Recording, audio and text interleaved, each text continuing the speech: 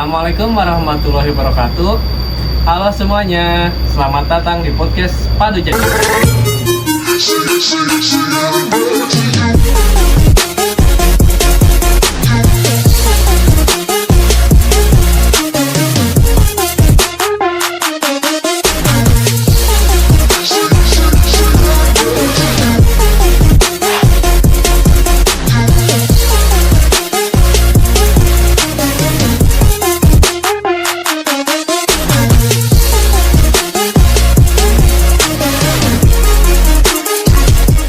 Tempat ngobrol santai tapi penuh ilmu. Saya Arif bakal jadi host kalian hari ini. Nah, untuk episode kali ini kita akan bahas algoritma yang gak kalah penting dari tema-tema yang lainnya, yaitu algoritma Uniform Use Cost Search atau disingkat UCS.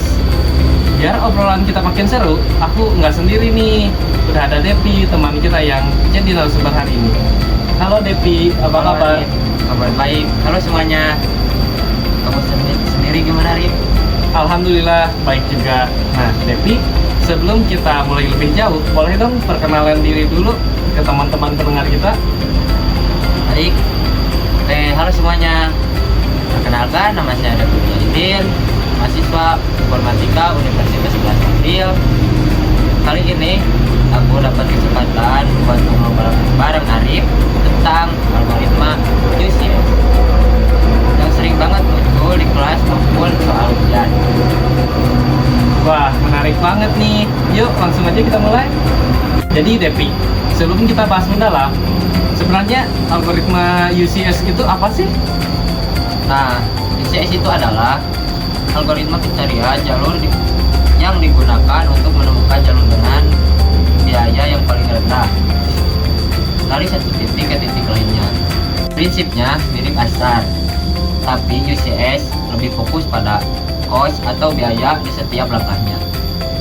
Oh, jadi dia kayak tukang ngecek ongkos perjalanan ya? Bisa dibilang gitu. UCS nggak peduli berapa langkah yang diperlukan. Yang penting asal biaya paling rendah. Dia bakal telusuri semua kemungkinan sampai nemu jalur termurah ke tujuan. Wah, berarti ini cocok banget buat aplikasi yang butuh efisiensi biaya ya? Ya betul.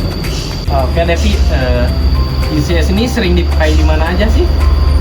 Biasanya UCS digunakan di aplikasi seperti satu, navigasi GPS kayak Google Maps buat cari jalur dengan waktu atau gaya paling rendah.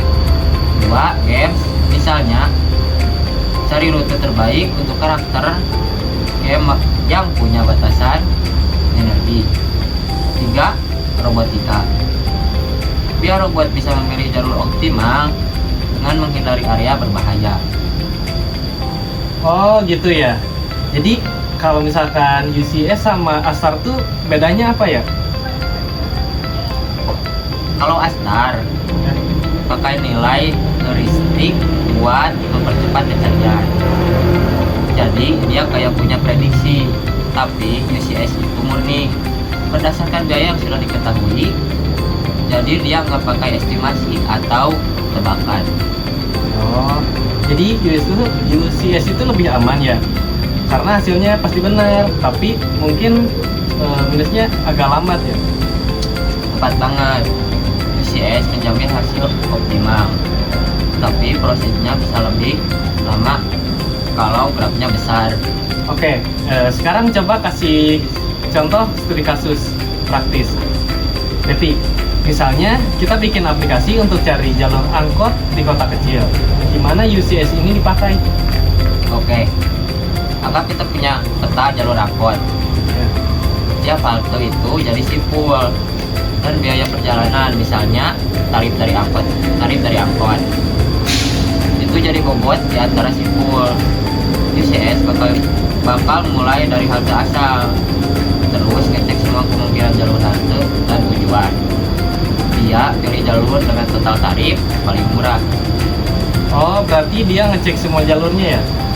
Iya, tapi diprioritasin jalur yang murah dulu sesuai prinsip priority WIWI. Kalau ada jalur yang lebih mahal dia simpan buat nanti. Wah, algoritma ini kayak penumpang cerdas ya. Selalu pilih angkot yang ongkosnya lebih murah. Hahaha, iya bener banget. Oke, tapi tantangan waktu implementasi UCS itu kayak gimana aja sih? Nah, tantangannya ada beberapa. Satu, udah besar. Kalau jumlah simpul dan jalur banyak, UCS jadi lambat banget. Dua, memori usage. UCS bisa makan memori karena harus simpan semua jalur yang belum selesai diproses. Oh gitu. Terus solusinya gimana dong? Untuk solusinya, graf besar kita bisa coba optimasi dengan planning, yaitu membuat jalur jelas-jelas nggak optimal. Untuk memori bisa digunakan teknik compressing data biar lebih hemat. Wah, keren banget ya. Jadi tetap harus kreatif ya. Meskipun algoritma juga udah keren. Ya, betul banget Arif. Sekarang Lepi kasih dong tips buat teman-teman mahasiswa yang mau belajar UCS. Oke, buat tips buat teman-teman yang mau belajar UCS, saya akan memberikan tips sedikit. Satu, pahami dulu konsep dasar graf dan priority UUI. Dua, mulai implementasi UCS di kasus kecil, kayak peta sederhana.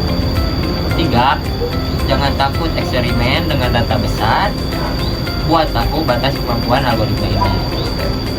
Mantap, simple tapi pasti membantu banget ya. Oke, jadi kesimpulannya, UCS adalah algoritma pencarian jalur yang fokus pada total biaya terendah. Dia sering dipakai di navigasi, game, atau robotika. Meskipun ada tantangan, seperti waktu dan memori, tapi dengan optimasi yang tepat, UCS tetap jadi algoritma andalan. Devi, makasih ya udah sharing tentang algoritma ini. Ya, sama-sama Arif.